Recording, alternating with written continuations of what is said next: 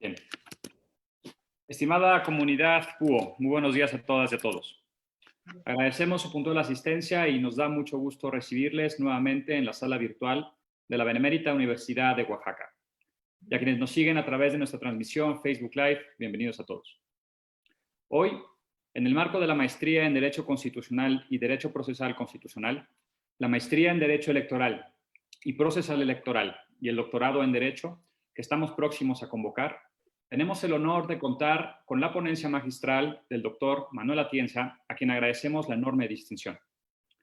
Para darle la bienvenida al doctor Atienza y dirigir un mensaje a la comunidad búho, cederé el uso de la voz al maestro David Martínez Pérez, rector de la Benemérita Universidad de Oaxaca. Muchísimas gracias. Bienvenidos sean todos a esta plataforma virtual y a esta magna conferencia que dictará hoy el doctor Luis Felipe Nava Gomar, de quien tenemos el enorme placer de contar con su presencia desde el otro lado del continente.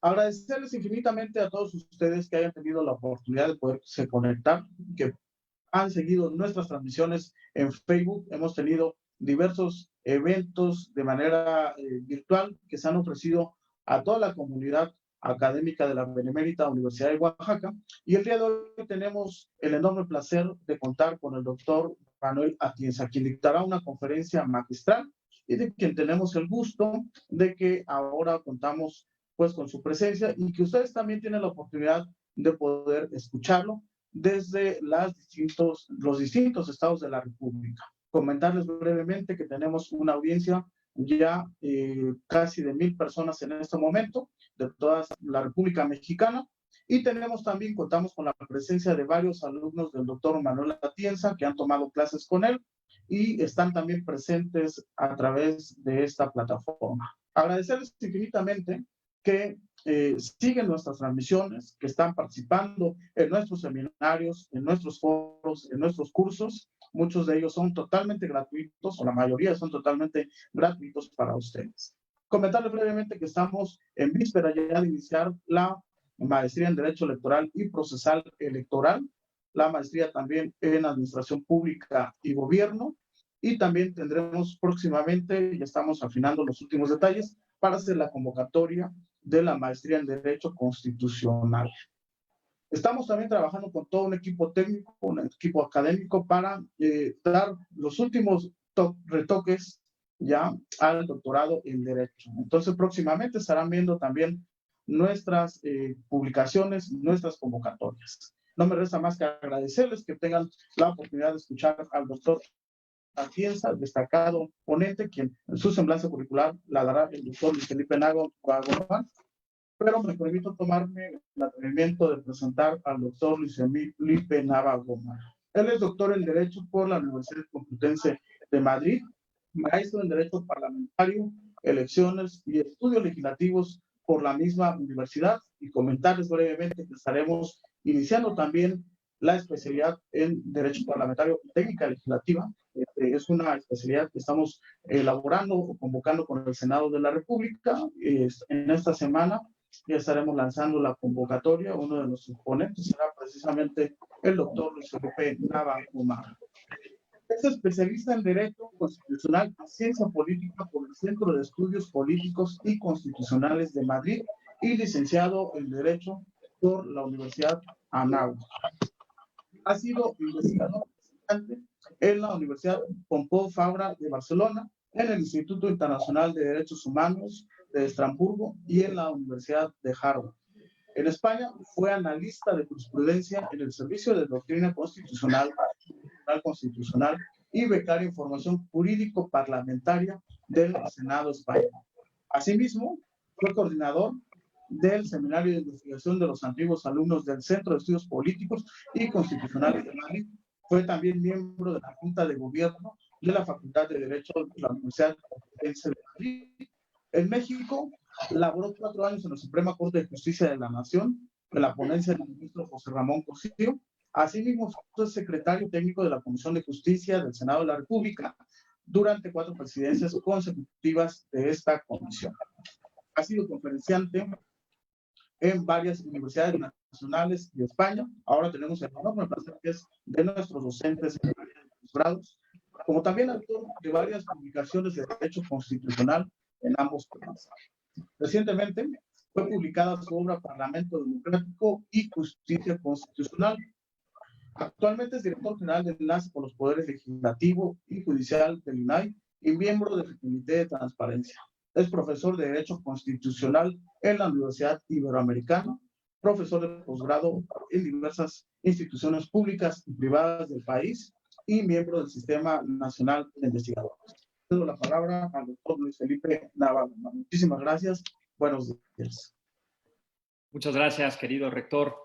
Pues antes de ceder la palabra al querido profesor, al doctor Atienza, a quien muchos constitucionalistas le hemos aprendido muchísimo. Yo en lo personal me formé con un discípulo suyo, con el doctor Roberto Lara y con otros profesores antes de irme a Estados Unidos y a España. Así que es un gran honor para mí presentar esta conferencia. Antes que se da el uso de la palabra al doctor Atienza, me han pedido las autoridades que lea algunas recomendaciones generales. Antes de iniciar la participación de nuestro ponente, informamos a los participantes la dinámica de este evento. En un espacio de 1 hora a 1 hora 30 minutos, escucharemos la intervención del doctor Manuel Atienza con el tema algunas tesis sobre razonamiento judicial y al finalizar su participación seleccionaremos de 3 a 5 preguntas que nos hayan enviado por los grupos de WhatsApp, el chat de Zoom o Facebook. Daremos lectura a las mismas en función al tiempo disponible. Invitamos a nuestros participantes para que las preguntas se formulen en el sentido del tema que se aborda. Sin mayor preámbulo, daré paso a leer una breve semblanza curricular del doctor Manuel Atienza. Manuel Atienza es catedrático de Filosofía del Derecho de la Universidad de Alicante desde 1985.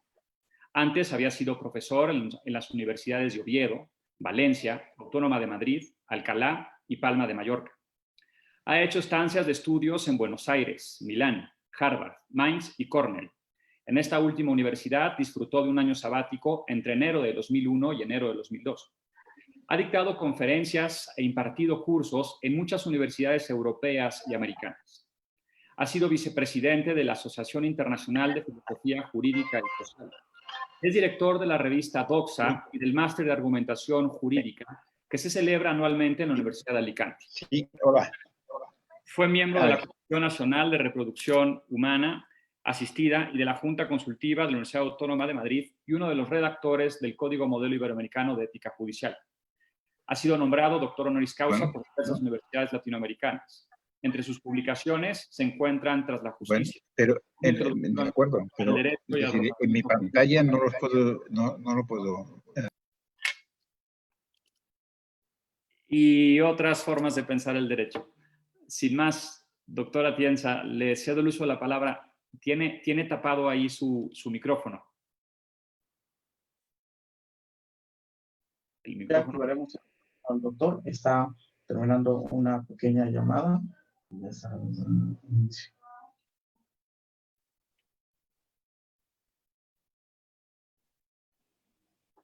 minutito, por favor. Sí.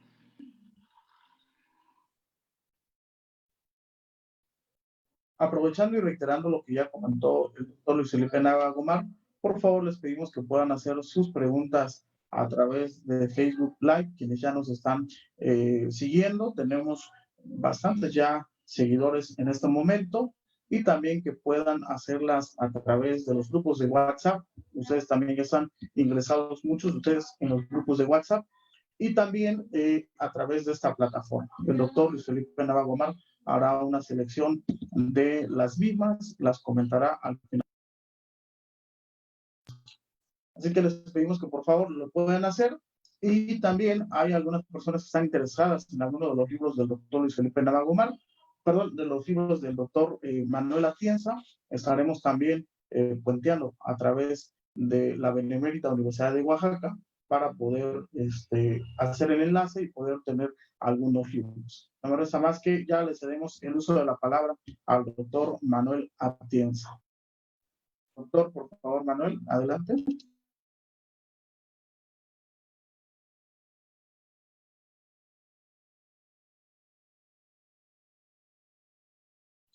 Doctor, le pedimos que encienda su micrófono, por favor.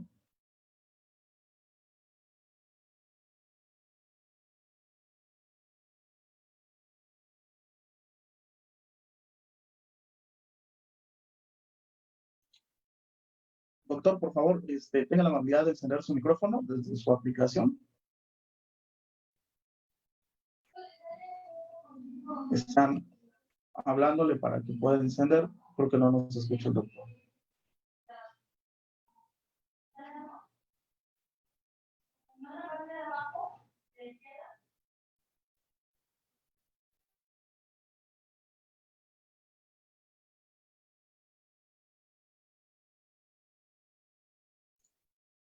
Un momentito, por favor. El equipo técnico está en comunicación con el doctor para señalarle dónde presionar para poder encender el micrófono. Un segundito.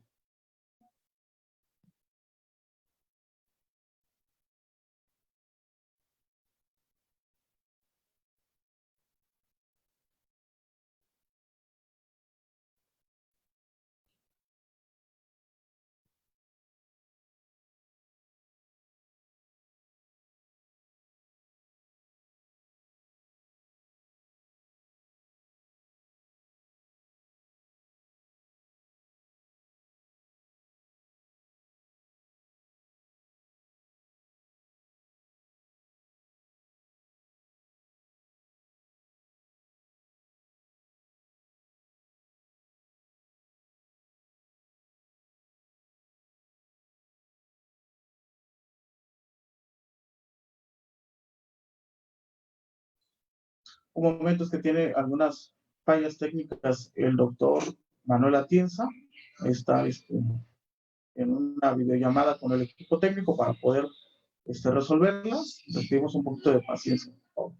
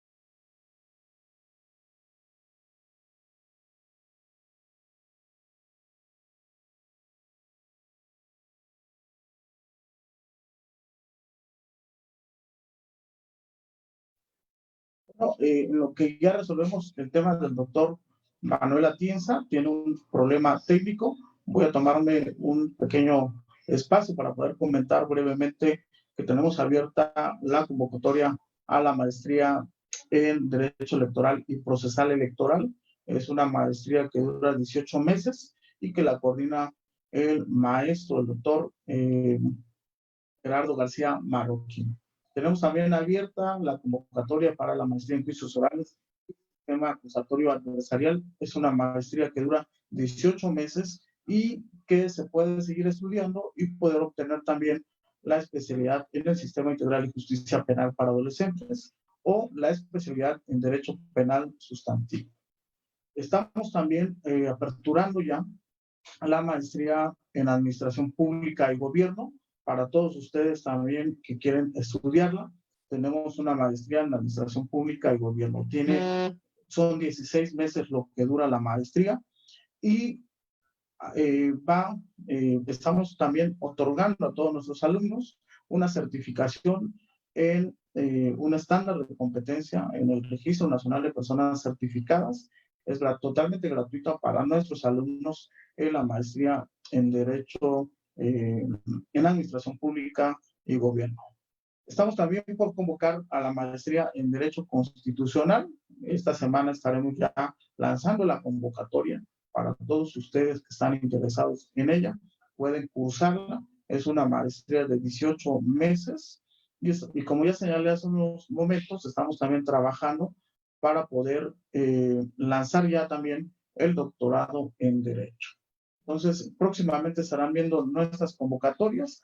Les pedimos que por favor puedan seguir nuestra página de Facebook, Benemérita Universidad de Oaxaca, y a través de ella poder estar viendo también todas las convocatorias. Tenemos muchos eventos gratuitos que componen seminarios, cursos, talleres, y también les pedimos que puedan seguirlos a través de esas redes sociales y ahí obtener también la información respectiva. Me parece que el doctor va a salir un momento y va a volver a ingresar para poder ver si se resuelve el problema técnico. Un momentito, por favor. Les pedimos de su paciencia y ya estaremos dando inicio a la conferencia.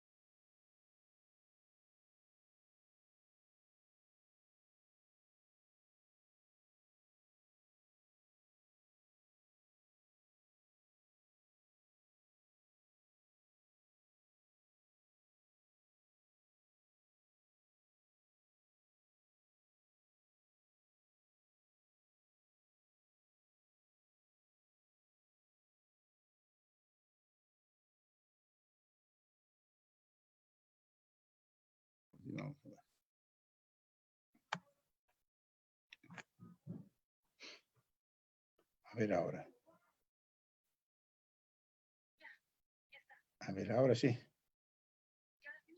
Ya me escuchan, pero creo que no sé si me ven. Ahora. Bueno, listo. Entonces empiezo. Sí, por favor. Sí. Bueno.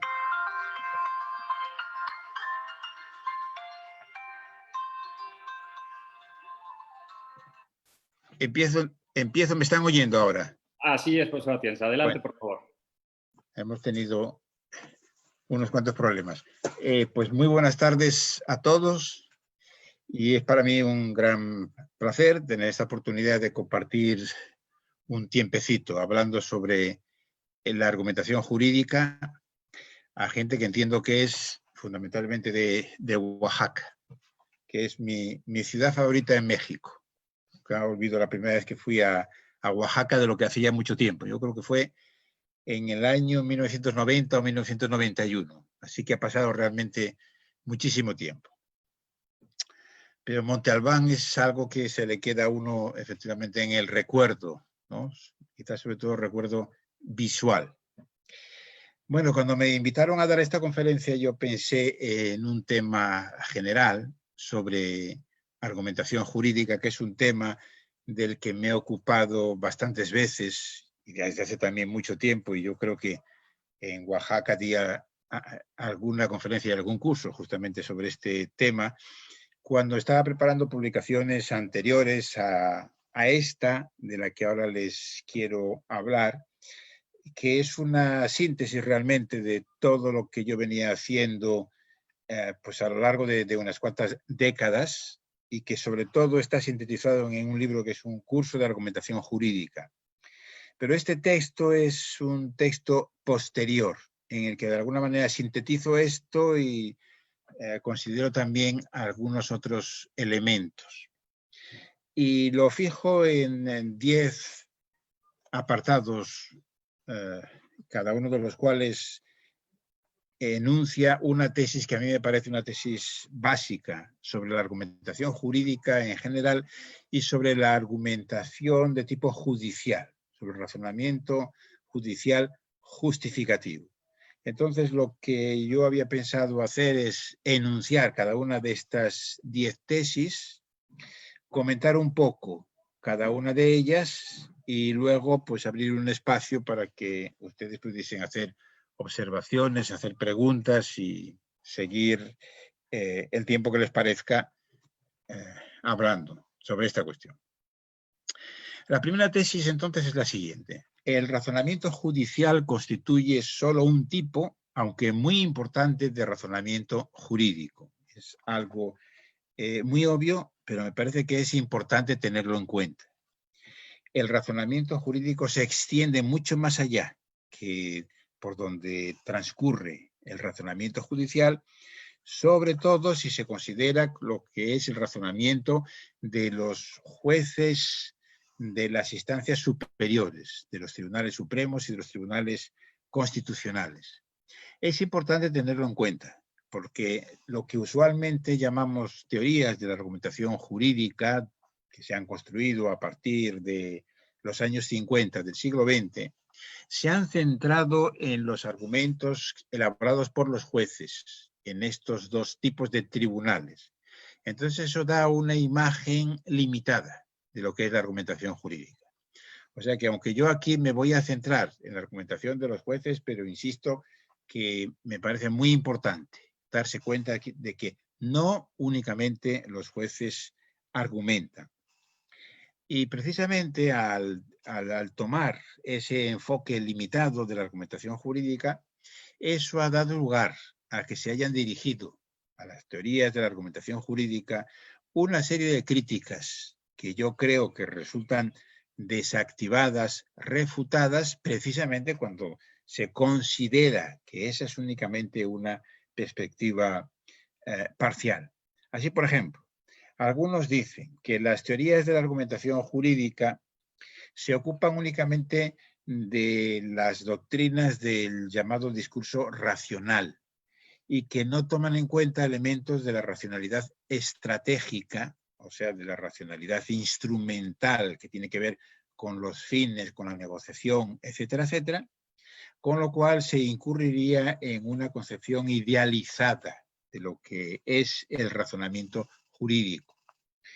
Porque, sobre todo, si se ve la argumentación no desde la perspectiva de los jueces, sino, por ejemplo, desde la perspectiva de los abogados o de las partes o de la argumentación legislativa, la argumentación para producir normas jurídicas, que naturalmente también es argumentación jurídica, pues es obvio que hay muchos elementos que no coinciden con lo que se suele llamar la argumentación racional, la argumentación discursiva, para entendernos el modelo de Habermas y de Alexis. Pero esa crítica, como digo, es una crítica que solamente vale frente a algunas concepciones de la argumentación jurídica. Por ejemplo, vale hasta cierto punto contra una concepción como la de Alexis, que efectivamente yo creo que tiene grandísimos méritos, pero que tiene también este defecto de presentar la argumentación de una manera parcial, por un lado, e idealizada por el otro, porque la argumentación en el derecho no sigue simplemente las reglas del discurso racional. Hay otra crítica, por ejemplo, de Enrique Aba, que es un filósofo del derecho de origen uruguayo y costarricense, que seguramente conozcan. Es uno de los grandes develadores, diríamos, de las teorías de la argumentación jurídica, a las que acusa de deformación ideológica. Él se centra sobre todo en la concepción de Alexis y dice que presenta lo que es el razonamiento de los juristas de una manera falsa y embellecida. Da una impresión de que los juristas argumentan de acuerdo con lo que sería la argumentación más racional, diríamos la argumentación filosófica, la argumentación de los diálogos de Platón, pero las cosas no son así. Y entonces por eso deforma la realidad y Aba dice que eso configura una ideología gremial. O sea que los juristas, los prácticos, los jueces, los abogados, están encantados cuando escuchan el discurso de esos teóricos de la argumentación jurídica que les vienen a decir que ellos son prácticamente el prototipo de la argumentación racional. Pero que las cosas, diríamos, desde la perspectiva de un realista, no serían así. Y yo creo que efectivamente algo de razón tiene, pero como digo, solamente se aplica a ciertas concepciones de la argumentación jurídica. Y en fin, pasa también con la famosa tesis de Alexis, que él llama la tesis del caso especial. Entonces, según él, la argumentación jurídica en todas sus instancias, que supone la instancia judicial o las diversas instancias judiciales, pero también la de la dogmática, la argumentación legislativa, la argumentación de los abogados, pues serían casos especiales de la argumentación práctica general. Y esa argumentación práctica general está regida por lo que él llama las reglas del discurso, que todos ustedes pues, conocen seguramente muy bien. Una de las cuales, por ejemplo, es la regla de la sinceridad. Para argumentar de manera racional, pensemos lo que era un diálogo platónico, pues el que está hablando tiene que creer, tiene que ser sincero en aquello que está diciendo. No puede haber la idea de engañar o sencillamente de dejar de decir cosas que serían verdaderas y que darían informaciones, diríamos, relevantes. El principio de sinceridad. Bueno, esa obligación de sinceridad yo creo que no se aplica en general a la argumentación jurídica, que se aplica a ciertas instancias de la argumentación. Se podría aplicar a la argumentación dogmática. El que hace dogmática jurídica tiene efectivamente la obligación, ¿verdad?, de no decir cosas en las que no cree, o no dejar de decir cosas, o sea, de aportar informaciones que son relevantes por pensar que eso puede ir en detrimento de sus tesis. Pero si pensamos en lo que es la argumentación de los abogados, pues me parece que sencillamente esto no es así y no puede ser así. Porque claro, en el caso de un dogmático o de un juez de un tribunal constitucional, podemos fundadamente criticarle diciendo no estás siendo sincero o estás dejando de decir cosas que serían relevantes. Tiene sentido. Pero en relación con un abogado no tendría sentido. Es decir, abogado, en tu discurso ante el juez has dejado de decir los argumentos que serían eficaces para lograr que ganase la parte contraria. Pues no, porque el abogado naturalmente tiene que tratar de defender los intereses de su parte, aunque, por cierto, con ciertos límites que marca el propio sistema jurídico, la deontología profesional, etcétera, etcétera. Pero no tiene sentido reclamarle esa sinceridad al abogado que se la reclamaríamos a un dogmático, a un juez constitucional, etcétera. Bueno, entonces esa primera tesis, darse cuenta de que hay muchas instancias de argumentación en el derecho y que entonces una teoría de la argumentación jurídica tiene que tomar en consideración todas ellas y que un límite de muchas de las teorías, diríamos, más acreditadas y mejor conocidas, tienen ese defecto, que no son teorías completas de la argumentación jurídica. Son únicamente de la argumentación judicial e incluso ni siquiera de todos los jueces, sino nada más de los de las instancias superiores. La segunda tesis diría esto: el razonamiento judicial, el que se expresa en las motivaciones de las sentencias, tiene esencialmente un carácter justificativo.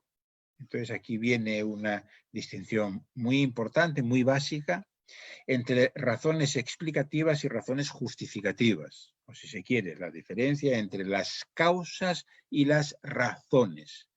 Así que en relación con un pedazo de argumentación, como pueda ser la sentencia de un juez, uno puede hacerse la pregunta de cuáles son las causas, diríamos los motivos, en uno de los sentidos de la palabra motivos, que le llevaron al juez o que llevó al tribunal a que decidiese de determinada manera, condenando, absolviendo, lo que sea. Y entonces aquí nos encontramos con las explicaciones psicológicas, sociológicas, las ideologías, todo lo demás. Pero eso son causas, son motivos. Algo distinto son las razones que también el juez tiene que aportar para justificar su decisión. Cuando hablamos de la obligación de motivar en el derecho, motivar es una expresión ambigua, porque a veces se entiende en el sentido de mostrar las causas, pero en el sentido, diríamos, técnico. En el derecho, la obligación de motivar quiere decir la obligación de justificar y, por lo tanto, no demostrar las razones explicativas, sino estas otras, las razones justificativas, que son razones específicas según el tipo de práctica de la que estemos tratando. Entonces, en el caso del derecho, pues una buena razón justificativa no es exactamente el mismo tipo de razón que puede servir para otro tipo de práctica.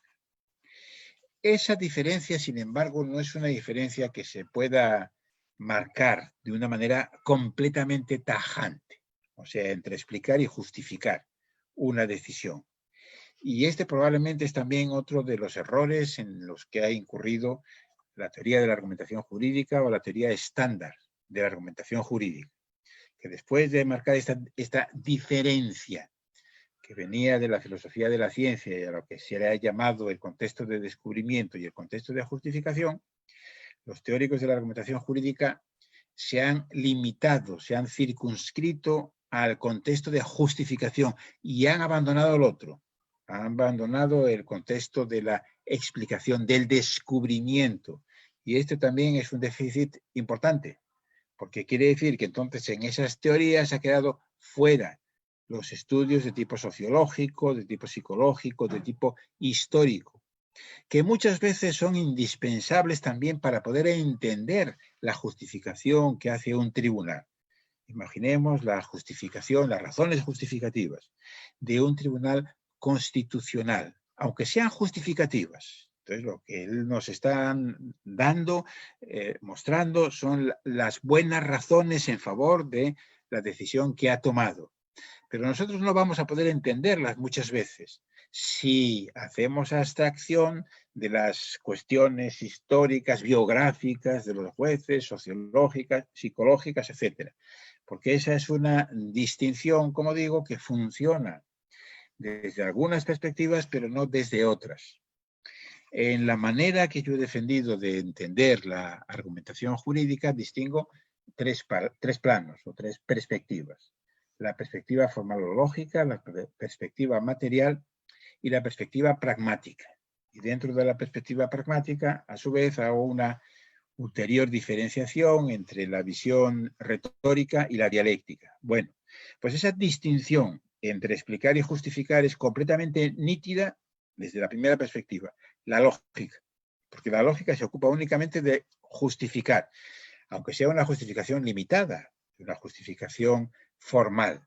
Pero está claro que un esquema lógico no está mostrando cómo de hecho alguien argumenta, sino que está mostrando cuál es el esquema que debe seguir para justificar.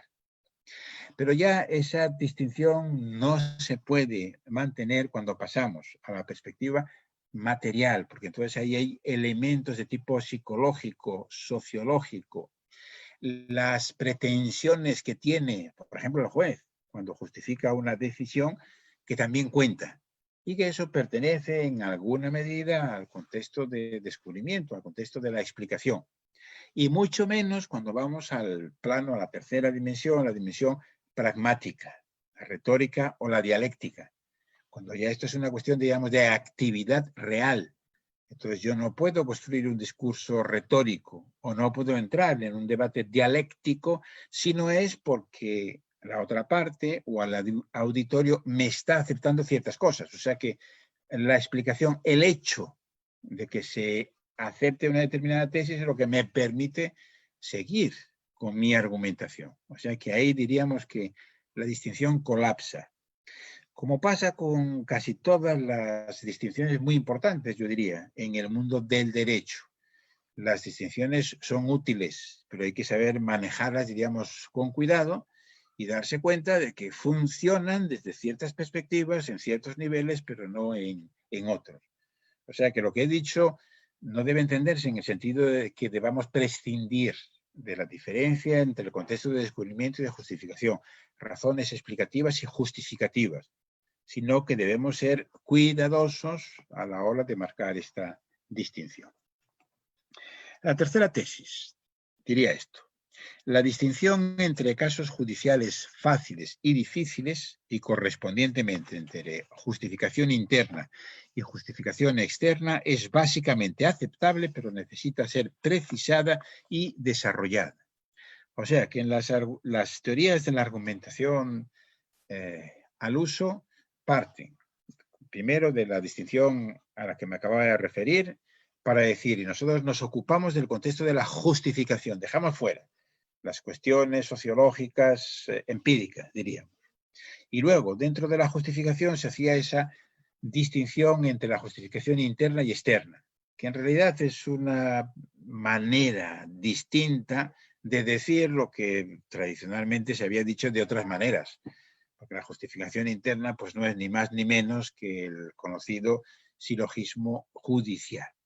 Y entonces la idea aquí fundamental vendría a ser esta: que de los casos que se les presentan a los jueces en cualquier tipo de jurisdicción, unos son casos fáciles, que quiere decir que el juez puede resolverlo efectuando una simple deducción, más o menos, el silogismo subsuntivo. ¿Por qué? Porque tiene una norma que es aplicable al caso y que no es discutida en cuanto a su significado. Y porque los hechos también son hechos reconocidos y nadie los discute. Pero de vez en cuando surgen los llamados casos difíciles, en donde o bien en relación con la premisa normativa o bien en relación con la premisa fáctica hay dudas. Y entonces el juez tiene que resolver esas dudas. Y resolver esas dudas quiere decir que antes de poder llegar al final, que sería la justificación interna, o sea, premisa mayor, premisa menor y conclusión, tiene que dar argumentos para decir por qué la premisa normativa es esta. O sea, por qué la norma aplicable debe entenderse precisamente de esta manera y por qué considero que efectivamente se han producido estos hechos. Y eso es a lo que hoy, siguiendo una idea de un filósofo de derecho polaco, Wroblewski, pues se llama justificación externa, interna y externa. En los casos fáciles solo es suficiente con la justificación interna. En los casos difíciles no es que no haya justificación interna, sino que además tenemos que suplementarlo con la justificación externa. De nuevo, también aquí, la distinción debe tomarse con cuidado. Naturalmente hay muchos casos de la penumbra entre los fáciles y los difíciles, porque es imposible dar una definición previa en abstracto de lo que va a ser un caso fácil, digamos, depende. Un mismo caso, sea que era fácil, que venía siendo fácil, tal y como estaba tratado por una determinada jurisdicción, pues se convierte en difícil como consecuencia de algún cambio social, político o lo que se quiera. Y además, porque entre los casos fáciles y difíciles, pues a lo mejor podemos incluir una tercera categoría, que serían los casos intermedios. O sea, lo que en principio nos parece que son complejos, que se necesita un estudio considerable de ellos, pero después de ese estudio, cualquier jurista suficientemente informado ya llegaría fácilmente a un acuerdo. Por eso diríamos, no son tan difíciles. Entonces, es una categoría intermedia, casos intermedios. Y luego estarían también los que yo creo que se pueden llamar casos trágicos, que son aquellos que no es que tengan más de una posible solución, como ocurre en los difíciles, sino que sencillamente no hay ninguna buena solución para ese caso. Estos son casos dilemáticos o casos trágicos. Bueno, como decía antes también, esto no es nada nuevo. Anteriormente, se puede leer, por ejemplo, en las obras de Cicerón sobre la retórica. Cicerón habló mucho del epiquerema, que es un tipo de silogismo, nos viene de la tradición antigua, que es un silogismo en donde no solamente están las premisas, sino también están las justificaciones de las premisas. Bueno, pues si vemos lo que es la idea de epiquerema, es el conjunto de lo que hoy llamamos la justificación interna y la justificación externa. Y ahora una pequeña matización a lo que antes había dicho. La justificación interna es el silogismo judicial, pero no siempre. En la mayor parte de los casos es un silogismo judicial, pero hay veces en que la justificación interna de un juez es otro tipo de razonamiento, cuando en la premisa mayor no puede contar con un tipo de pauta, que es eso que llamamos las reglas de acción, sino que es una regla de fin. Y entonces ahí la justificación interna es un razonamiento finalista. Y luego también tenemos también el caso de la ponderación, que es cuando no hay reglas que se apliquen al caso, sino que tenemos que irnos a los principios. Y la justificación interna de la ponderación, pues, incluye un momento silogístico, deductivo, pero incluye también otro paso y, por lo tanto, sería un tipo de justificación interna diferente. Cuarta tesis. Motivar una decisión judicial consiste en ofrecer buenas razones organizadas en la forma adecuada para que sea posible la persuasión. Tratar de ser más sintético ahora, porque si no me doy cuenta de que se va a pasar la hora, incluso mucho más, y no he llegado a la décima tesis, ¿verdad? Esta definición, entonces, de lo que es motivar una decisión judicial, trata de reunir las tres perspectivas argumentativas a las que yo antes me he referido. La perspectiva formal, la material y la pragmática. Entonces decimos, yo creo que esta definición tiene sentido, que estamos frente a una buena motivación de una decisión, motivar en el sentido de justificar, cuando el juez nos ha dado las buenas razones, o sea que no las causas, sino las buenas razones, este es el componente, el ingrediente material, bien estructuradas formalmente, o sea, de acuerdo con las pautas de la lógica, y bien presentadas, de tal manera que sea posible la persuasión. O sea que para que un juez pueda motivar adecuadamente necesita tener en cuenta los elementos materiales de la argumentación, los elementos formales, los elementos lógicos y también estos elementos de tipo persuasivo, de tipo retórico y de tipo dialéctico. Aquí hay una distinción que me parece que es importante hacer entre motivación suficiente y motivación correcta. O sea que, incluso entre que haya o que no haya motivación, si el juez no dice nada o prácticamente nada que sea comprensible, diríamos que pues no hay motivación. Pero es posible que el juez sí que haya indicado algunas razones que son más o menos pertinentes y en ese sentido decíamos su motivación es suficiente, o sea que no ha infringido el precepto constitucional que obliga a motivar, pero no ha motivado correctamente. Y eso es la explicación de que naturalmente se recurra la decisión y el juez que tiene que revisarla va a decir que efectivamente el otro órgano, el juez acuo, había motivado que como tal motivación era suficiente, pero no era la mejor motivación posible. No era una motivación correcta y por eso, por ejemplo, pues puede revocar la decisión. Muy bien. Quinta tesis.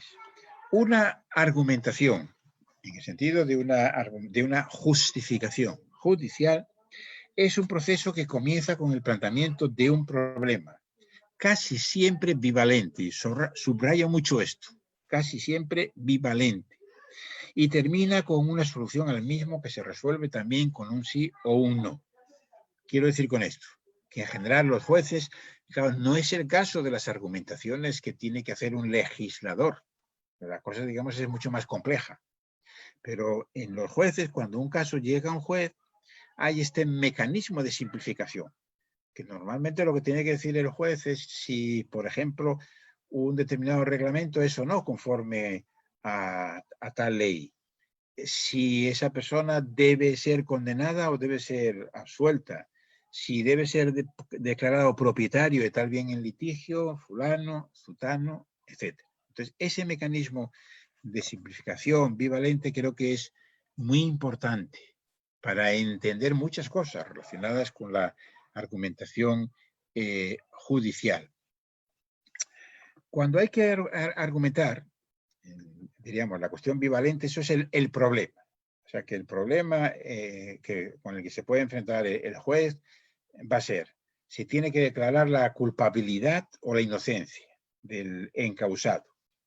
Pero si el caso es difícil y efectivamente se le exige un esfuerzo de argumentación, es porque, además del problema, hay una cuestión difícil. Por eso yo hago una diferencia entre el problema. El problema, diríamos, es esta cuestión muy general, bivalente, sí o no, culpable, inocente. Ahora, la cuestión es algo, diríamos, ya más peculiar, que es lo que hace que no baste con ese proceso de justificación interna.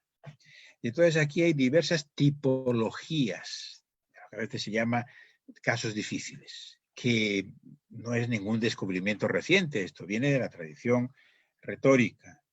Los grandes retores de la antigüedad, eso lo llamaban los estados de causa. Y entonces decía, a la hora de argumentar, lo primero en lo que tienes que fijarte es cuál es el estado de causa, o sea, cuál es la razón concreta, el problema concreto que te lleva a tener que iniciar esa argumentación. Hay una tipología reciente, la tipología de McCormick, que yo creo que es un buen punto de partida. McCormick distingue 4 tipos de dificultades. 2 se refieren a la premisa normativa, 2 a la premisa fáctica. A la premisa normativa, lo que él llama un problema de relevancia. O sea, que el juez puede plantearse la cuestión de si hay o no una norma que se aplique al caso. O una cuestión de interpretación. Es decir, esta es la norma que se aplica, pero ¿cómo ha de entenderse? Y hay diversas posibilidades. Y referido a la premisa fáctica, pues un problema de prueba, pues, efectivamente hay datos suficientes como para decir que ocurrió tal hecho, y un problema que se llama a veces de calificación o de definición, hay diversas terminologías. Cuando se dice, bueno, no hay discusión sobre qué es lo que ocurrió, sobre cuáles son los hechos en bruto, pero lo que nos preguntamos es si eso que ocurrió efectivamente puede calificarse como, imaginemos, como un hurto, como un robo, etcétera, etcétera. Yo creo que esa tipología de McCormick hay que enriquecerla, o sea, es insuficiente por lo siguiente, porque McCormick partió de la teoría del silogismo. Y entonces, claro, en la teoría del silogismo la premisa mayor es un tipo de norma jurídica, de regla de acción, pero no siempre es esa. Y entonces por eso es el que yo creo que la tipología que necesitamos es una tipología algo más rica, de alguna forma duplica el número, diríamos, de dificultades, ¿verdad? De cuestiones. Rápidamente serían estas. Cuestiones de tipo procesal, cuando lo que se discute naturalmente es si el juez o el órgano en cuestión debe entrar o no a ver ese asunto. McCormick no lo tenía en cuenta, porque fíjense, en la teoría del silogismo siempre se está pensando en una norma sustantiva, pero muchas veces los problemas son naturalmente problemas procesales, y eso está muy claramente visto y tratado por toda la tradición retórica. Problemas de prueba, en segundo lugar, que coincide con un tipo de los problemas señalados por McCormick, problemas de calificación o de hechos secundarios, también me he referido a ellos. Problemas de aplicabilidad, de cuál es y si hay una norma aplicable. Él lo llamaba de relevancia. Me parece que para nosotros quizás es más claro hablar de aplicabilidad, porque además tenemos toda una rama del derecho, que es el derecho internacional privado, que consiste en esto. Es decir, en un supuesto, ¿verdad?, donde hay un elemento de extranjería, pues cuál es el ordenamiento jurídico, la norma que debemos aplicar. Problemas de validez, que es la cuestión de si una norma o un acto cumple o no con ciertos requisitos, que es lo que llamamos requisitos de validez, y que no está considerado en McCormick porque, de nuevo, la norma de validez es una norma constitutiva, o sea, no es el tipo de norma en la que está pensando McCormick. Problemas de interpretación, efectivamente esos están incluidos en su esquema. Problemas de discrecionalidad, y es cuando, como antes decía, en la justificación interna, la norma que funge de premisa mayor es una norma, es una regla de fin y no regla de acción, que es en la que se está pensando. O sea, el que matare a otro será castigado como decida con tal pena. Es una norma de acción. Pero la norma que diga que, pues, en caso de divorcio los niños deben quedarse con el padre que esté en mejores condiciones para garantizar pues, el mayor bienestar del menor, esa es una norma de fin. Entonces, digamos, ese tipo de cuestiones de discrecionalidad en sentido estricto, pues ameritan, yo creo, también un tratamiento específico. Y finalmente, las cuestiones de ponderación, que tampoco las tiene en cuenta McCormick por lo mismo, porque en las cuestiones de ponderación lo que tenemos en la premisa no es una regla, sino son principios, y eso no están considerados en McCormick. En definitiva, a mí me parece que serían entonces como 8 tipos, ¿verdad?, de cuestiones que son las que llevan a los órganos aplicadores del derecho a tener que argumentar. Esa clasificación, como todas las clasificaciones, pretende simplemente ser útil y no hay que empeñarse tampoco mucho en ello. O sea que no hay que pensar que cuando uno tiene que resolver un caso o estudiar un determinado caso, pues tiene que encasillarlo en alguno de estos 8 casilleros, ¿verdad?, que yo he indicado. Muchas veces se va a encontrar cuestiones complejas, que a lo mejor tienen algo de validez, algo de interpretación, algo de prueba, etcétera. Entonces, para lo que nos sirven estas clasificaciones es para poder entender mejor el problema. Pero como digo, se puede cometer un error en pensar que cada una de las cuestiones que tenga que resolver un juez, pues tenga que caer clarísimamente en alguno de esos 8 rubros. Diríamos, no es así. Bueno, una motivación judicial completa, por otro lado, yo creo que debería contener estos 7 extremos. Si ustedes leen, habrán leído algunas obras de juristas del Common Law, pues se van a encontrar también con una clasificación muy parecida, con nombres algo distintos, pero en definitiva, lo que tenemos que encontrarnos en una sentencia para que sea una buena sentencia. Y diríamos lo que un juez le pediría a un asesor para que le haga bien, ¿verdad?, el resumen de alguna sentencia que sea pertinente para el caso sería esto. Primero, la narración de los hechos del caso. Segundo, la identificación del problema. El problema es equivalente al que yo me refería antes. Tercero, la identificación de la cuestión o de las cuestiones. La combinación, diríamos, de cuestiones, que es lo que suele ocurrir. En cuarto lugar, la respuesta que el juez ha dado a cada una de esas cuestiones. Esto es para lo que nos sirve, ¿verdad?, la tipología de las cuestiones, para dar claridad. Es decir, aquí son todas estas cuestiones, las que ha resuelto, y para cada una de ellos ha ido dando estas respuestas. En quinto lugar, las razones, que quiere decir los argumentos en favor de esas respuestas, y a veces también las razones en contra, es decir, la refutación frente a posibles argumentos de la otra parte. En sexto lugar, la solución del problema inicial. Por ejemplo, se debe condenar a fulano de tal. Y en séptimo lugar, la decisión, que es distinta. O sea, que una cosa es decir, debo condenar a fulano de tal a tal pena, y otra es la decisión como tal, que es le condeno, ¿no? La decisión es un acto de lenguaje que claro, que el juez debe llevar a cabo si no quiere incurrir en un tipo de contradicción, lo que solemos llamar una contradicción pragmática.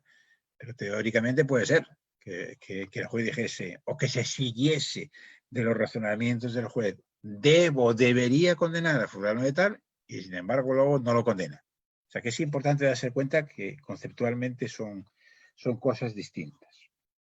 Y por eso entonces el silogismo judicial, la conclusión del silogismo en realidad no es la decisión. El conjunto del silogismo, las premisas y la conclusión es lo que sirve como justificación para la decisión como tal. En sexto lugar, la sexta tesis. En materia de prueba, el papel de la teoría de la argumentación jurídica consiste fundamentalmente en aclarar nociones básicas y en advertir sobre la comisión de una serie de errores frecuentes. Bueno, esto lo digo porque hace algunas décadas pues era frecuente decir que era una gran laguna que teníamos en la teoría de la argumentación jurídica. Yo me acuerdo que más o menos por ahí en el año 90, 91, 92 escribí un artículo sobre esto, ¿no? Nos hemos dedicado sobre todo a estudiar los problemas interpretativos y hemos descuidado las cuestiones fácticas. Pero bueno, pero esto ya diríamos que no es cierto, porque en los últimos tiempos pues, se ha escrito mucho sobre la argumentación en materia de hechos. Incluso yo no voy a decir que quizá que se haya escrito demasiado, pero que muchas veces se puede tener la impresión de que la argumentación en materia probatoria exige un tipo de conocimientos, diríamos, extensísimos y complejísimos, que quizá no sea así. Lo que un jurista tiene que saber para entender los procesos de argumentación en materia de hecho y para poder argumentar adecuadamente, pues probablemente no sean tantas cosas, ¿verdad? Una cosa que tiene que saber es que efectivamente la forma de la argumentación aquí es una inducción. Pero claro, decir que es una inducción no es decir mucho, porque cuando hablamos de deducción y de inducción, pues normalmente lo presentamos de esta manera. En un argumento deductivo, el paso de las premisas a la conclusión es necesario. Y en un argumento inductivo no es necesario, sino es simplemente probable. Y de aquí a veces algunos extraen una conclusión equivocada. Porque entonces dicen, bueno, como solamente es probable, entonces quiere decir que en materia de prueba el juez, digamos, siempre está en una situación de incertidumbre. Claro, lo único que puede hacer son inducciones. Y enseguida se nos ponen muchos ejemplos, ¿no? A pesar de que hubo un testigo que dijo esto, a pesar de que un perito, a pesar de lo que los indicios eran, sin embargo, había algún elemento en el que nadie había reparado y resulta que a pesar de todos estos indicios, pues fulano de tal no había sido el autor del homicidio, del robo o de lo que fuera. Y entonces como se dijera, ojo juez cuando argumentas en materia de prueba, porque tu argumento nunca es un argumento del que puedes estar completamente seguro. Pero claro, esto es falso. Esto no quiere decir y que si haces una deducción, entonces puedes estar completamente seguro. No, porque fíjese que la definición de deducción es que si las premisas son verdaderas, entonces necesariamente lo será también la conclusión. Pero claro, ¿qué pasa si haces una deducción, como normalmente se hace, con premisas cuyo valor de verdad, valor de corrección, etcétera, etcétera, puede ser discutible? O sea que si hay un error del paso de lo que es la definición formal, ¿verdad?, de la deducción y de la inducción a la perspectiva epistemológica. Entonces, ¿qué se sigue? Si hacemos inducciones, vamos a tener menos certeza que si hacemos deducciones. Es decir, ese es un error en el que conviene no caer. Porque además el paso de la inducción a la deducción es una cuestión también meramente trivial. O sea que a partir de cualquier inducción tú puedes convertirlo en una deducción. Basta con que le añadas una premisa de una forma determinada. No sé, ¿se me está oyendo? Sí, ¿Me están adelante, oyendo? doctor. Estamos muy atentos, doctor. Muy Sí, atentos. de acuerdo. Y me imagino ya cansados. Entonces trataré de ir rápido. Para nada, doctor, al contrario. Porque ya, como dije que eran 10 tesis, tengo que llegar a la 10ª tesis. Bueno, las cuestiones, la argumentación en materia de derechos, por supuesto que es muy importante, que con muchísima frecuencia los problemas que tienen que resolver los jueces son de este tipo, que se trata de una inducción que plantea ciertos problemas, pero conviene no caer en ese error al que me he referido antes. Y quizás lo más importante de todo es que si bien la inducción aproxima el razonamiento jurídico, diríamos la teoría del derecho que se ocupa de esto, a la ciencia, al razonamiento científico, pero hay una diferencia muy grande que tiene que ver con el tipo de institución que es el derecho y que es la jurisdicción. Y entonces por eso las llamadas garantías procesales no son únicamente garantías de verdad. O sea, la presunción de inocencia no está pensada únicamente para maximizar la verdad, por así decirlo, ¿verdad?, del juicio fáctico, sino también hay una idea que es práctica. O sea, la presunción de inocencia es para evitar que un inocente sea condenado, aunque sepamos que como consecuencia de aplicar la presunción de inocencia va a haber también muchos culpables que van a ser absueltos. O sea que ese elemento institucional es fundamental. Y entonces por eso, a pesar de que aquí se produce una cierta conexión con el razonamiento científico empírico, pero la diferencia institucional es básica. 7ª tesis. En un sentido amplio de la expresión, que es el sentido que suele utilizar los partidarios de la hermenéutica, toda la práctica del derecho tiene un carácter interpretativo. Pero lo que los juristas suelen entender por problema de interpretación es un tipo específico de cuestión, para cuya solución se requiere de ciertas formas y técnicas de razonamiento que necesitan de una teoría general y una teoría normativa. Trato de explicar un poco lo que quiero decir. Hay muchas veces, por parte de algunos autores, entre los filósofos del derecho brasileños, es una tendencia muy general a decir que ellos defienden la hermenéutica y contraponen la hermenéutica a la concepción argumentativa del derecho. Vamos a ver, aquí hay un problema, diríamos, terminológico. En un sentido amplio, hermenéutica quiere decir interpretación, ¿verdad? En un sentido amplio, efectivamente, el derecho es interpretación y prácticamente todo el derecho es interpretación. Porque, claro, el material básico del derecho en buena medida es lingüístico. Y tenemos que interpretar los textos, pero no solamente los textos normativos, y tenemos que interpretar lo que ha dicho las palabras de un testigo y tenemos que interpretar el texto, por ejemplo, de un perito, etcétera, etcétera. Entonces, si se entiende interpretación sencillamente como ese acto de comprender lo que alguien ha dicho o lo que alguien ha escrito, efectivamente todo el derecho es interpretación. Pero en la tradición jurídica, cuando se habla de problemas interpretativos, uno no se está refiriendo a eso.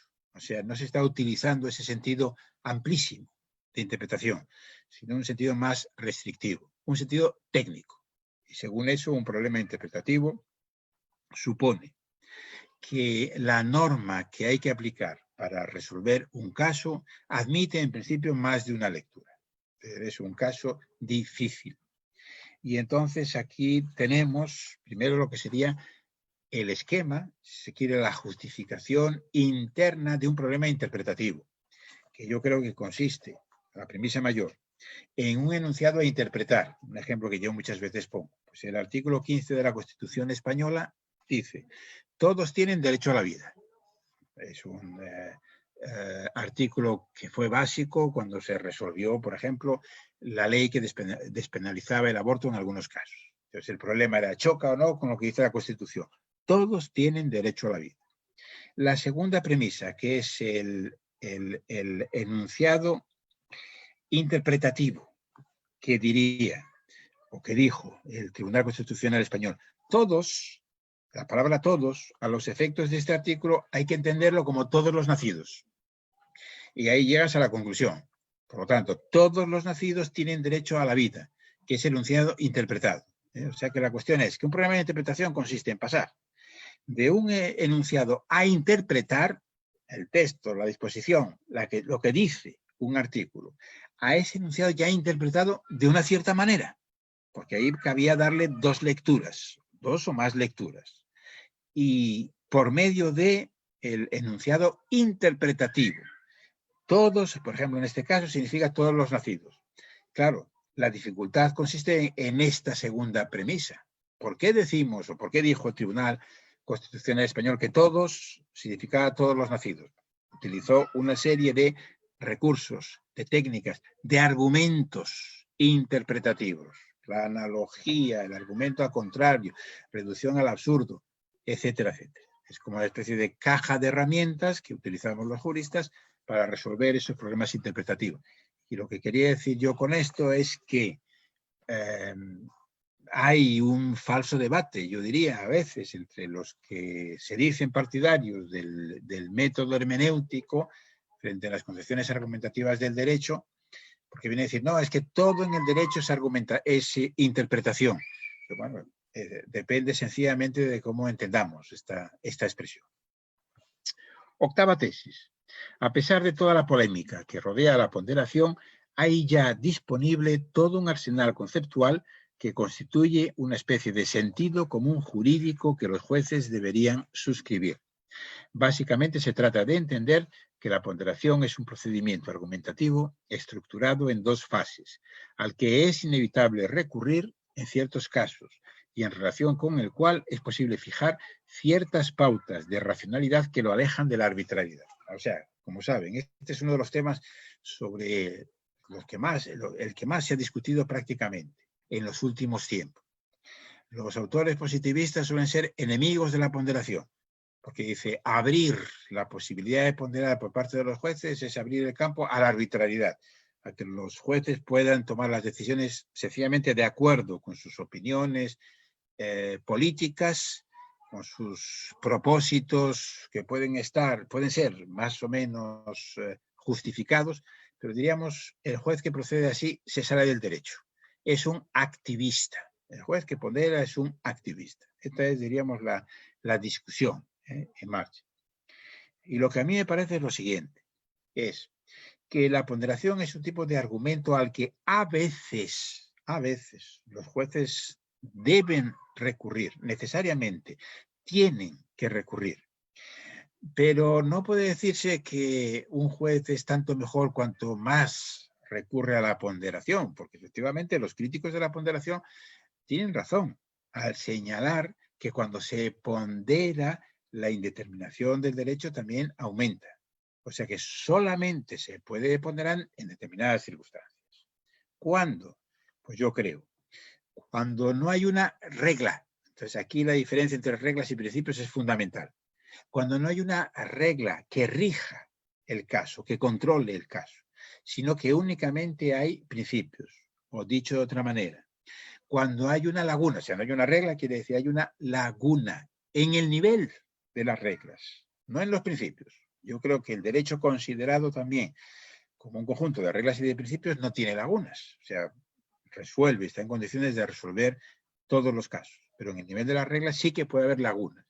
Y las lagunas pueden ser normativas o axiológicas. Y entonces esos son los dos casos en los que un juez debe ponderar. Hay criterios de racionalidad para ponderar, pero naturalmente pues los jueces no siempre lo siguen. Y esto es importante tenerlo en cuenta, porque muchos de los críticos de la ponderación lo que hacen en su crítica es mostrar ejemplos en los que un juez, diríamos, ha ponderado mal. Y entonces ha tomado una decisión arbitraria. Bueno, esto naturalmente puede pasar, pero eso no es una crítica a la ponderación, sino es una crítica concreta al juez que ponderó mal. El hecho de que se pueda ponderar mal y que esto sea más o menos frecuente, no quiere decir que entonces no se deba ponderar. Bueno, hay cuestiones más de detalle que las podemos dejar, si acaso, si surgen preguntas luego. Novena tesis. La noción de buena motivación o de motivación sin más implica que existen criterios objetivos para evaluar los argumentos judiciales de tipo justificativo. Es de lo que nos estamos ocupando aquí. Argumentos judiciales justificativos. Pero ¿se trata de criterios puramente formales o tienen también un alcance sustantivo? O sea, ¿qué criterios tenemos? ¿Los que nos dice la lógica o hay algunos criterios más? ¿Suponen alguna referencia a la moral y en particular la asunción de un objetivismo moral mínimo? ¿Son esos criterios suficientes para sustentar la tesis de la única respuesta correcta en alguna de sus versiones?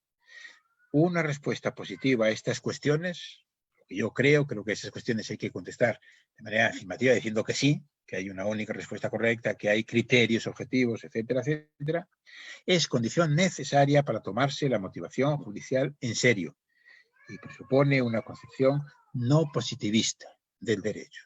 O sea que, en resumo, hay criterios de la motivación, la buena motivación, para saber cuando una decisión ha sido bien o mal motivada y no son únicamente los de la lógica.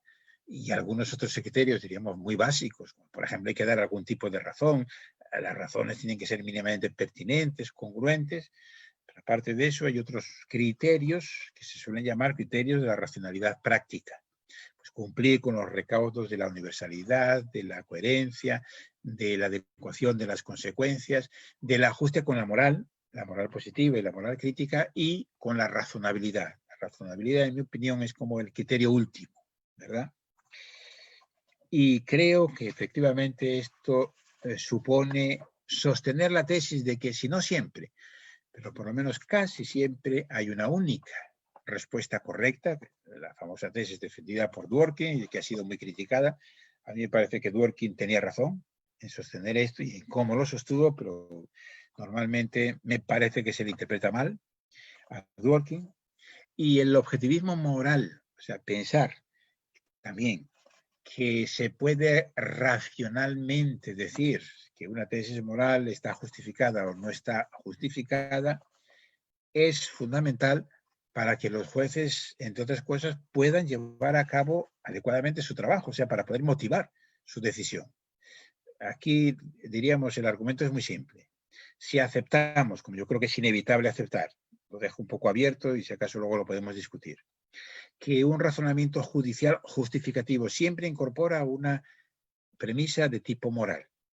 Si es así, o sea que si siempre hay una premisa de tipo moral, y si resultara que no hay criterios de racionalidad sobre las premisas morales, sobre las afirmaciones morales, entonces se seguiría que los jueces no pueden verdaderamente motivar sus decisiones. Y claro, no diría, y si los jueces no pueden motivar sus decisiones, ¿por qué establecemos esa obligación? Diríamos que privaríamos de sentido a la práctica jurídica. Estaríamos diciendo, los jueces tienen que motivar, los abogados, los juristas tienen que partir de esa idea, pero sin embargo eso es algo que no es posible. Y la última tesis.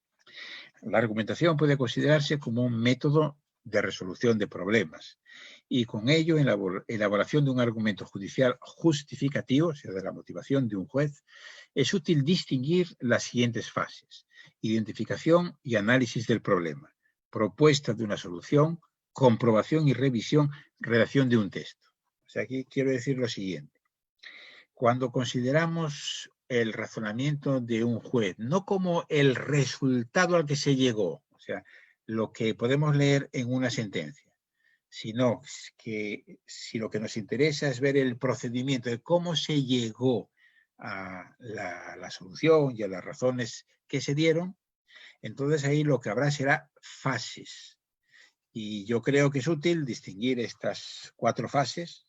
La primera sería la de identificar y analizar exactamente el problema, para lo cual lo que antes habíamos visto y la clasificación de cuestiones difíciles nos va a ser muy útil, como también yo creo que es muy útil una metodología que quiere decir traducirlo en esquemas de flechas, lo que es un proceso de argumentación, porque eso ayuda a entender bien cuál es el problema y cuáles han sido los pasos que ha dado el argumentador. La siguiente fase es la propuesta de una solución. El juez anticipa una solución, ahí hay algo de intuición, pero diríamos de intuición racional, no de corazonada, como a veces dijeron los autores realistas. Esa intuición en una tercera fase tiene que ser comprobada y revisada.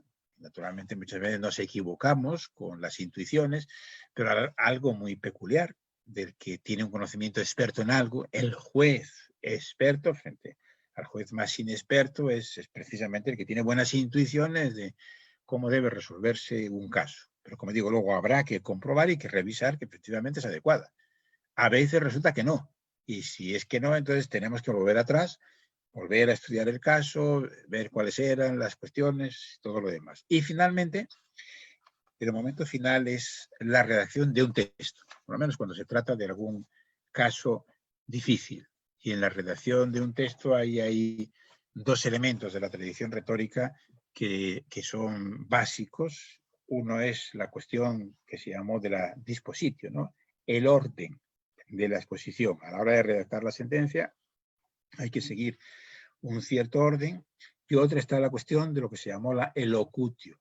Hay que presentarlo de manera persuasiva, de manera atractiva, de manera que se pueda convencer, en primer lugar, a tus compañeros del tribunal, si es un órgano colegiado, y en segundo lugar, naturalmente, a los destinatarios de la sentencia. Bueno, pues esa sería la 10ª tesis. Y con esto yo creo que he hablado más o menos como 1 hora, o algo así. Y ahora, pues estoy a su disposición por si quieren hacerme comentarios, preguntas o lo que les parezca. Muchas gracias, profesor Atienza. La verdad es que ha sido un deleite escucharle. Quiero agradecerle en nombre de la Benemérita Universidad de Oaxaca, particularmente por su generosidad y por la de todos los alumnos y no alumnos, alumnas y no alumnas que nos acompañan el día de hoy. Tenemos muchas preguntas, he hecho aquí una selección y yo en lo personal quiero señalarle que a mí me quedo con dos grandes ideas antes de leerle un par de preguntas. Todo me ha encantado, pero dos cosas, por ejemplo, que a mí me llaman la atención en el sistema mexicano, es en esta parte que usted señala de el carácter justificativo del razonamiento judicial. Y usted hacía una diferenciación que me parece fundamental sobre las causas y razones. Y el razonamiento judicial en esta parte que es justificación, me parece que en México uno de los grandes vicios que hemos tenido ha sido que las sentencias son tan largas que lo que dan cuenta es de la historia judicial que ha tenido cada procedimiento, y si uno se pone a buscar ya el razonamiento judicial, pues son unas 4 o 5 páginas en algunos casos. Es una cosa terrible. Prácticamente me atrevería a decir que algunos tribunales, algunos jueces, hacen la sentencia tan complicada para que el ciudadano común no pueda entender. En cambio, por ejemplo, cuando estuve en el Tribunal Constitucional español, las sentencias eran de 20 páginas, de 25 páginas, 40 la muy larga. La más larga que me tocó ver pues, fue aquella del Estatuto Catalán, que usted se acordará que fue una excepción. Esa es la primera cosa. Y la segunda cosa, doctor, también que me encantó, es esta parte en la que usted señala que el derecho, bueno, pues es un conjunto de principios y reglas. Y que si nos ponemos a pensar, es que tratándose de principios, el derecho no tiene lagunas normativas, no tiene lagunas, pero en cambio ya en el terreno de las reglas, desde luego. Así que ahí siempre la interpretación judicial, que es un tema apasionante del que yo en lo personal a usted lo he seguido mucho, es en esta parte de la interpretación. Me atrevo a leerle algunas preguntas, profesor, que la verdad es que las preguntas son de los alumnos, no deben de ser mías, así que he abusado de mi carácter como moderador. Hay aquí una pregunta bastante buena de Sergio B., que dice, ¿cómo distinguiríamos entre los valores o principios de la norma y la moral subjetiva del juzgador? Sí.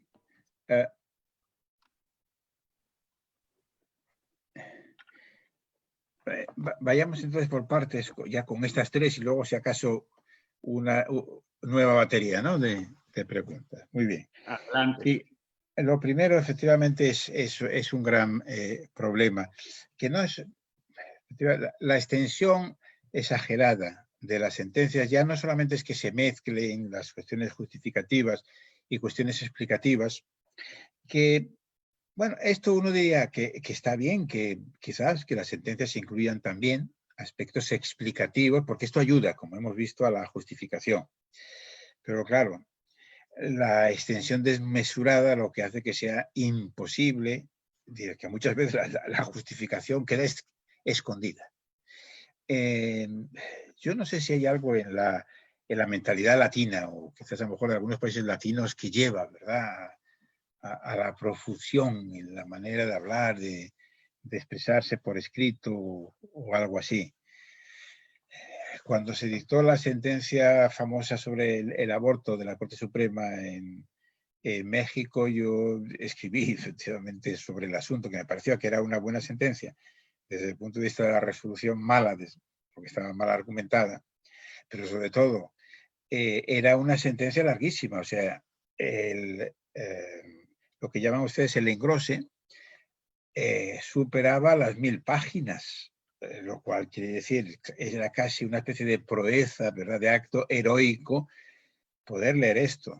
Pero claro, una sentencia de cuestiones tan importantes como fue esa, se dictan para que puedan ser discutidas con fundamento.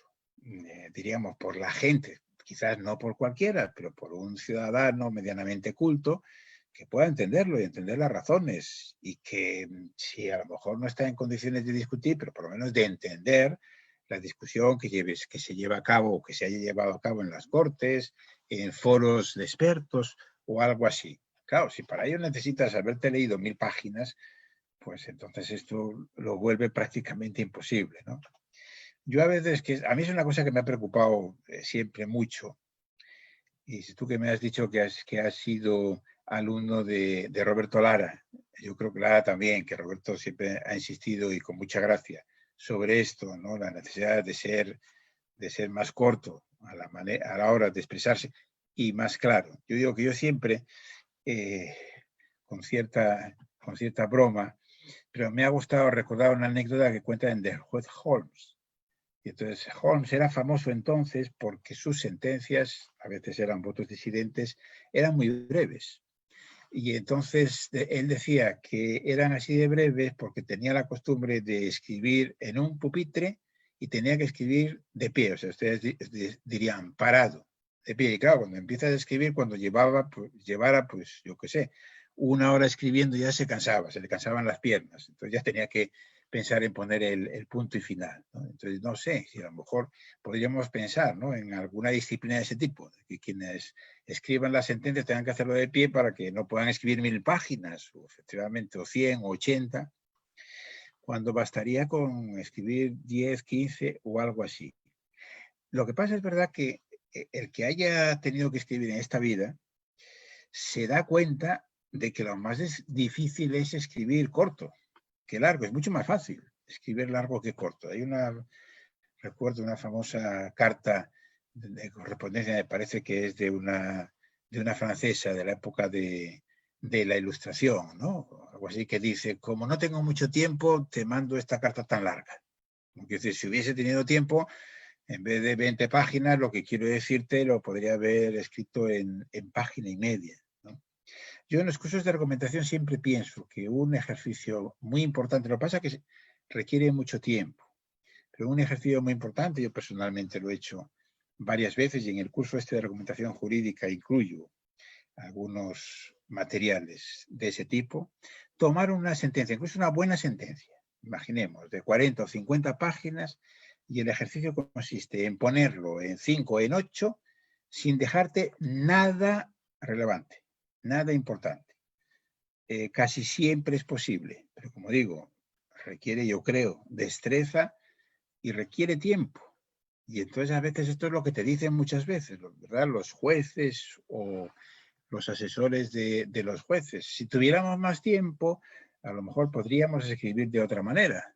Pero entonces, como tenemos tan poco tiempo y como tenemos a nuestra disposición el corta y pega, ¿verdad?, infausto, pues lo que hacen es se va poniendo, y ahora esta sentencia y esta otra, y se va citando y añadiendo páginas.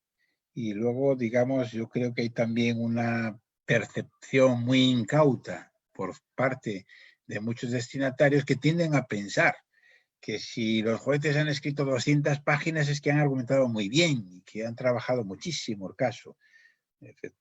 Efectivamente, esto no es así y yo creo que es un gran error. Los argentinos han puesto un límite, creo. Claro, los límites también tienen que tener excepciones, porque no diría, bien, en la generalidad de los casos las sentencias quizás no deberían pasar de tantas páginas, pero hay que dejarlo abierto porque naturalmente a veces surgen casos muy excepcionales de terrible complejidad, etc. Sí, es una de las cuestiones que la universidad y los cursos de capacitación pues tendrían que dedicarse a esto. Lo de principios y reglas, y que si el derecho lo consideramos que consiste también en principios, no tiene lagunas. Sí, yo creo que es así, que efectivamente no tiene lagunas, precisamente porque hay principios y porque además, claro, por lo menos en sistemas como el nuestro, en el que hemos heredado el non solvet, ¿verdad?, de la tradición napoleónica, o sea, si tenemos la regla dirigida a los jueces que les dice que no pueden negarse a resolver y que si se negasen a resolver un caso sobre pretexto de oscuridad e insuficiencia de la ley, etcétera, etcétera, entonces incurren en responsabilidad. O sea, si tienen la obligación de decidir todos los casos, pues quiere decir que no puede haber lagunas en el derecho entendido en sentido suficientemente amplio. O sea, que el derecho le suministra los materiales para, a partir de esos materiales y debidamente interpretados, manejados, etcétera, llegar a la solución correspondiente. Yo creo que efectivamente que sí, es así. Pero de nuevo, pero sí que hay lagunas en el nivel de las reglas, ¿no?, de esos dos tipos. Muy bien. Y ponías la pregunta de Sergio algo, el nombre creo que era Sergio, ¿no? ¿Cómo distinguimos entre los valores y principios de la norma y los valores objetivos del juzgador? Bueno, a priori no se puede decir cómo distinguimos, porque esto involucra una teoría. Imaginemos, por ejemplo, que tenemos un enunciado que hoy en día aparece prácticamente en todas las constituciones, o casi todas, las declaraciones de derechos, hay una referencia a la dignidad humana. Y se dice que la dignidad humana es el fundamento de todos los derechos fundamentales, ¿verdad? O sea que entonces eso quiere decir que a la hora de resolver un caso, para decir si esta manera de interpretar la libertad, la igualdad, lo que sea, atenta o no contra la dignidad humana, pues entonces habrá que hacer un análisis de en qué consiste el valor de la dignidad humana. Y entonces la pregunta es, ¿cómo distinguimos lo que es el significado, diríamos, correcto de dignidad humana? O yo qué sé, o de igualdad ante la ley, frente a los valores objetivos del juez. Pues si el juez es, por ejemplo, un conservador o es un religioso ultracatólico, propenderá a ver la dignidad de esta manera o la igualdad ante la ley. Bueno, necesitamos una teoría moral, una teoría de los valores y de los principios. A propósito de la dignidad humana, una teoría de la libertad, una teoría del concepto de igualdad, etcétera, etcétera. Y entonces esto está regido, yo diría, por el discurso racional. Entonces lo que no vale es que el juez pueda decir, pues, de acuerdo con mi manera de entender la dignidad humana, imaginemos, tal interpretación iría en contra de la dignidad, ¿no?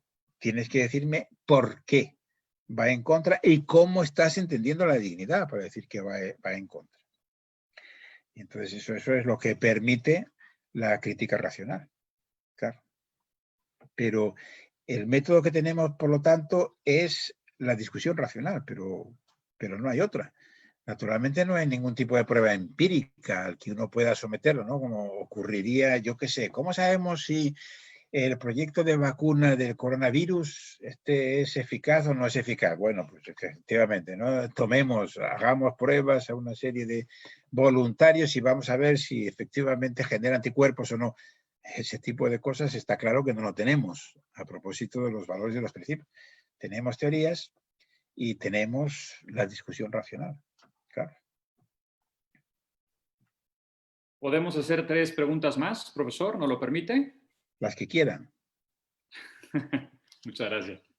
A ver, tengo muchísimas preguntas. A ver, aquí hay unas muy buenas. La primera, ¿cuál es la relación entre razonamiento probatorio y argumentación jurídica? Le voy a hacer, si quiere, 2 más. La siguiente, esta es de Claudio. ¿Cómo podemos utilizar la argumentación maximalista, integradora y equitativa para la eficacia de las normas jurídicas? Y le hago la siguiente. Sí. Y a ver, y una más, esta es de Beto Sosa, que dice, conforme a lo expuesto, ¿es viable el juzgador, al momento de resolver un conflicto, establezca qué tipo de argumentación está realizando para llegar a esta conclusión? Porque el justiciable, si desconoce el tipo de argumentación aplicada, no se estaría en un caso de estado de indefensión con la sentencia. Muy bien. La primera, ¿cuál es la relación entre la argumentación probatoria y la argumentación jurídica? Creo que la respuesta es muy simple. La argumentación probatoria es la parte y la argumentación jurídica es el todo. Pues una tipología que yo hacía, presentaba 8 tipos distintos, ¿verdad?, de problemas, de casos difíciles. Uno de ellos es un problema de prueba. Lo que pasa es que hoy, como efecto en parte, yo creo, diríamos, de la moda, ha tomado una enorme importancia y desarrollo lo de la prueba, y a veces se presenta como que fuese o algo distinto o una alternativa a la argumentación. No, es sencillamente parte de la argumentación. El argumento de prueba El argumento en materia de derecho es sencillamente un tipo de argumento, es una parte de una teoría de la argumentación jurídica. Y por cierto, además, es muy importante tomarlo en consideración porque normalmente no suele haber, diríamos, problemas puros. O sea, una cuestión que sea exclusivamente de prueba es raro. Normalmente una cuestión de prueba tiene también, por ejemplo, alguna cuestión de calificación, de interpretación, de validez o lo que se quiera. O sea que es la relación entre la parte y el todo. La segunda no la entendí muy bien. ¿Qué quiere decir esto de la interpretación? Creo que decía maximizadora, equitativa, con la eficacia. Ahí habría que redefinir, diríamos, los términos. Porque, por ejemplo, no sé si se está refiriendo, yo a veces distingo entre eficacia, eficacia social y eficiencia. Por eficacia entiendo que la norma se traduzca en hechos. Por eficacia social, que los fines del autor, del editor de la norma, efectivamente se cumplan. Y por eficiencia, diríamos que el balance coste-beneficio, por así decirlo, sea adecuado, ¿no? Entonces, bueno, si lo vemos así, es decir, como si nos dice, ¿qué hace para que sea eficaz la norma? O sea, que se traduzca en comportamiento o algo así. Pues un argumento equitativo puede ser pertinente, diríamos, o no. A veces puede estar, diríamos, en conflicto, ¿no? A veces podemos decir, pues, si lo que queremos es que efectivamente eso se traduzca en una acción, eso va a producir un resultado equitativo, pues puede ser, ¿no? Por eso digo que eso creo que necesitaríamos precisar un poco los términos, ¿no? Para entenderlo. Quizás ahí, perdone que, A ver. profesor, quizás ahí interpretando al alumno, quizás puede estarse refiriendo a lo que pasa en México con una argumentación garantista.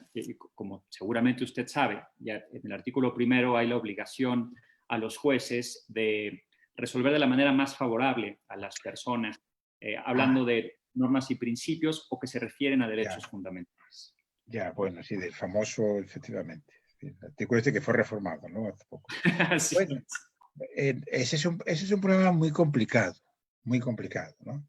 Porque claro, de la manera más favorable, diríamos, sí, pero justamente esto, diríamos, tendríamos que ponderarlo también con otros principios que ahí pueden entrar en juego. Claro, de la manera más favorable, entonces, ¿eso qué quiere decir? Que un juez puede saltarse lo que ya ha establecido la Corte Suprema, porque él entiende que la manera más favorable de entender esta institución es esta, la de más allá. Yo creo que no. Yo he escrito algo sobre esto y me parece que hay ahí el riesgo que a veces no se advierte, y es que si abrimos excesivamente el sistema, digamos, el sistema de fuentes, si debilitamos también los elementos jerárquicos y los elementos autoritativos que forman parte de lo que es el derecho. Porque, claro, el derecho no es la moral. Una cosa, yo creo que la moral juega un papel en el derecho, pero no es la moral. Y entonces, si debilitamos demasiado estos elementos, pues entonces el riesgo es de que ya no estamos manejándonos en el juego del derecho, sino en otro distinto. Aparentemente, el juez y mucha gente puede pensar que está haciendo justicia, pero claro, esto puede ser un gran engaño, porque la justicia no se ve únicamente a la corta, y en ese caso en concreto, hay que verlo en un proceso, y hay que verlo en un conjunto. Entonces, por ejemplo, claro, esto es el problema del activismo. El juez que, por así decirlo, diríamos, se salta el límite, imaginemos, el límite no se siente vinculado con la Corte Suprema. Pero claro, esto es una invitación, imaginemos, y que es un juez muy progresista y que de esa manera ha incorporado algún nuevo derecho o una interpretación más favorable, lo que se quiera. Pero abre también la vía para que otro juez de tendencia, diríamos, opuesta, reaccionaria, pues haga lo mismo y que él lo entienda de otra forma, ¿no? O sea que ahí hay un balance. Este es un problema, digamos, de ponderación. Y este es uno de los casos en donde yo decía que, ojo, no pensemos que los jueces que más ponderan y que en ese sentido que se van directamente a los principios y que se olvidan de las reglas son los mejores jueces. No, no es así. Hay veces que hay que ponderar, pero ahí está la cuestión y ahí está el papel de la teoría, de marcar límites, pero que no son límites gratuitos, porque a veces está justificado y a veces no está justificado hacerlo, ¿no? Entonces, todos estos criterios, Claudio creo que se llamaba, a los que se refería, pues muchas veces hay que tratar de equilibrarlos. Por eso yo decía, a mí me parece que el criterio último es la idea de razonabilidad. Entonces, ser razonable a veces, pues puede querer decir igual de no ser completamente eficaz, pero la pérdida de eficacia se compensa, porque, por ejemplo, fue algo más equitativo. Los problemas, en definitiva, los problemas de la ponderación. Muy bien. Y la última pregunta, que me parece que quien la hacía se llama Beto Sosa, sí, lo tengo yo aquí anotado. Que si es confiable un juez que no nos dice el tipo de argumento que está realizando. Bueno, aquí diríamos, precisemos. A los jueces no se les pide, como a los usuarios de una lengua normalmente no se les pide, pues que digan si están utilizando, yo qué sé, un argumento por reducción al absurdo, un argumento a contrario de tal forma. Como digo, al usuario de una lengua tampoco se dice si está utilizando el modo potencial o el subjuntivo o lo que sea, pero debe utilizarlo bien para que sea comprensible el mensaje que nos está transmitiendo, ¿no? Entonces, pues yo diría, más que el tipo de argumentación, lo que sí tiene que construir adecuadamente su argumento. Y por eso es cuando yo hablaba de motivación, su argumentación, o sea, su motivación en el sentido de sus razones justificativas, tienen que tener una forma adecuada, una forma lógica. Que el juez sea o no capaz de reconocerle o ponerle un nombre. Esa forma lógica, eso si se quiere es lo de menos. Claro, si sabe algo de lógica, mucho mejor, porque va a ser capaz de hacer mejor esa operación. Tiene que tener una forma lógica, reconocible y correcta. No puede incurrir en una falacia, etcétera, etcétera. Y tienen que ser buenas razones, de tal manera que el destinatario efectivamente pueda comprenderlas, ¿no? O sea que eso es lo que le pedimos a los jueces, en definitiva, es que motive bien. ¿Qué quiere decir? Que tenga en cuenta los elementos formales, la estructura lógica, los elementos materiales, que en el fondo es lo más importante, claro, que sean buenas razones que justifican, y en tercer lugar, que sea hábil transmitiendo su mensaje, que maneje también adecuadamente la dialéctica y la retórica, y que en la medida de lo posible resulte persuasivo, sabiendo que esto de la persuasión naturalmente es un desideratum, porque por hábil que sea el juez o por hábil que sea cualquiera, si estás defendiendo una tesis que va contra los intereses de quien sea, y claro, en un proceso, como sabemos, hay un ganador y un perdedor, el perdedor nunca va a sentirse persuadido. Pero de lo que se trata es de haber presentado las cosas de tal manera que alguien que esté en una posición imparcial, o sea, un jurista que no haya sido el abogado de parte, etcétera, etcétera, pues pueda reconocer que efectivamente están bien construidos los argumentos, que es suficientemente elocuente, ¿no?, para utilizar la expresión de la retórica. Muy bien. Pues, profesor Atienza, ha sido de verdad un enorme placer haberlo tenido aquí para esta universidad, para las alumnas y los alumnos, para las personas en general y para mí en lo personal, pues ha sido un gusto y un honor escucharle y haber estado con usted. Bueno, le agradezco en nombre de todos los que estamos aquí presentes y le cedo el uso de la palabra al rector de la universidad, el maestro David Martínez. Muchas gracias, profesor. Bueno, a ustedes. Ahora no le estoy oyendo. Muchísimas gracias, doctor. Estamos muy agradecidos con su generosidad. Muchísimas gracias también a las personas que nos siguen a través de esta transmisión. Tenemos en este momento 1,228 personas de toda la República Mexicana que están viendo esta transmisión. Quiero saludar brevemente a algunos de ellos, por ejemplo, José Antonio desde Veracruz, Jorge Ruiz desde Chiapas, Giovanni de Valle de Bravo, Cari Vega y Elizabeth igual del Estado de México, de Sonora, Roselia Rendón. Tenemos también a Héctor Rebollo que nos sigue desde Bolivia, Ángel Santos desde Perú, Y algunos agradecimientos, doctor, quiero brevemente señalarlos. Gerardo Castillo podría estar todo el día escuchándole. Edson Damián dice: algún día estaremos en España, conoceremos al doctor Atienza, que conocemos en los libros. Teresa Cárdenas: escuchando al doctor Manuel Atienza me refresca el alma. Gaby Lex: estamos entretenidos con tan excelente explicación como un papá contando una historia a un niño. La verdad, doctor, muchísimas gracias. Ha sido bastante gratificante poder escucharlo, poder conocernos a través de esta plataforma. Quiero señalarle que varios de sus alumnos están en este momento también escuchando. Usted ha estado formando a muchas generaciones en toda América Latina y también en España.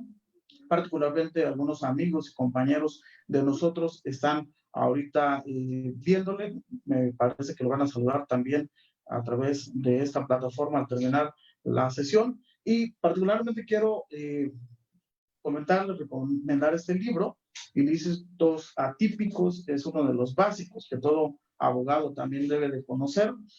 Y no me resta más que agradecerles. Quiero pedirle también sus consideraciones, doctor, para que tengamos nuevos eventos, podamos seguir escuchando, poder tener la oportunidad que nos dan estas plataformas de poder escuchar a docentes y académicos de una reconocida trayectoria, pero sobre todo de esa capacidad, de esa experiencia, de esa grandiosa destreza que nos permite también a nosotros hacer mejor lo que estamos realizando, doctor. Comentarle brevemente que sus libros son parte, usted lo sabe, fundamental dentro del ejercicio del derecho, no solamente para los abogados postulantes, sino también para magistrados, para jueces, para quienes nos hemos dedicado también a la elaboración de leyes, a la elaboración de dispositivos normativos, todo eso que usted nos comparte y que hoy de manera extraordinaria ha estado compartiendo con cientos de espectadores de toda la República Mexicana. Le pedimos en sus consideraciones que pueda seguir nuevamente compartiendo con nosotros en otro momento. No me resta más que agradecerles, desearles que puedan seguir estudiando, que puedan dedicarse también a la lectura de las obras del doctor Manuel Atienza, y comentarles brevemente que estaremos realizando más eventos para ustedes, eventos gratuitos, conferencias con docentes de reconocida trayectoria también, pero docentes que nos ayudan a fortalecer nuestros conocimientos. Escucharon nuestra oferta educativa, estamos próximos también a lanzar nuestro doctorado, nuestra maestría en Derecho Constitucional. Está abierta la maestría en Administración Pública y Gobierno, la maestría en Derecho Electoral y Procesal Electoral y algunas otras especialidades que pueden ser del interés de todas y de todos. No me resta más que agradecerle, doctor, su infinita generosidad, agradecerle al doctor Luis Felipe Nava Gomar el haber llevado la conducción de esta conferencia magistral, y a todos ustedes que nos escuchan, que nos ven de todos los rincones de nuestro país, muchísimas gracias. Les deseamos un bonito inicio de semana. Muy buenas tardes. Bueno, pues muchas gracias. Para mí, que conozco México y muchos mexicanos desde hace mucho tiempo, pues puedo decir que México no es un país extranjero. Quiero decirlo, en alguna medida me considero, por lo menos un poco, mexicano y, en fin, dada la situación en la que estamos, pues cuídense mucho. Muy buenas tardes.